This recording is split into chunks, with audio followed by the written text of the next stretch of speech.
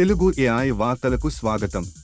ఈ రోజు యొక్క ఏఐ న్యూస్ అప్డేట్స్ మీ కోసం సిద్ధంగా ఉన్నాయి.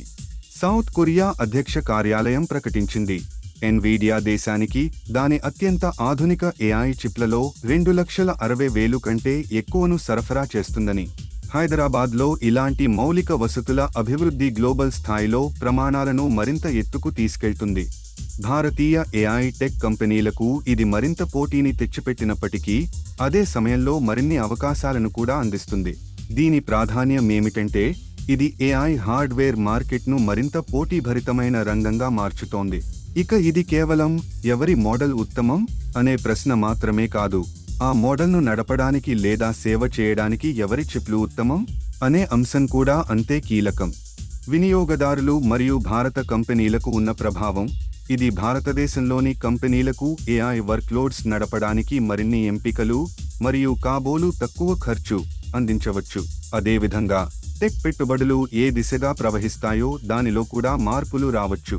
ఇది ఏఐ బబుల్ పై ఉన్న ఆందోళనలను చూపిస్తుంది, అంటే అధిక అంచనాలు మరియు వాస్తవ ఆదాయం లాభాల మధ్య ఉన్న వ్యత్యాసాన్ని. వ్యాపార మూలాధారాలను చూపించలేని కంపెనీలు తమ విలువను తిరిగి అంచనా వేయబడే ప్రమాదంలో ఉంటాయి. భారతీయ ఏఐ స్టార్టప్లు మరియు పబ్లిక్ కంపెనీలు కూడా హైప్ కొంతకాలం ఆసక్తిని పెంచగలదు, కానీ దీర్ఘకాలంలో ప్రాధాన్యం కలిగేది స్థిరమైన వ్యాపార నమూనాలకే. ఎన్విడియా మరియు శాంసంగ్ కలిసి ఒక భారీ స్థాయి ఏఐ ఫ్యాక్టరీ నిర్మించేందుకు సంయుక్త కార్యక్రమాన్ని ప్రకటించాయి. ఈ ప్రాజెక్ట్లో శాంసంగ్ యొక్క సెమీకండక్టర్ తయారీ నైపుణ్యం మరియు ఎన్విడియా యొక్క ఏఐ కంప్యూటింగ్ ప్లాట్ఫారంలు సమ్మిళితమవుతాయి. ఇది గ్లోబల్ ఏఐ మౌలిక వసతుల పోటీలో ఒక ప్రధాన అడుగు.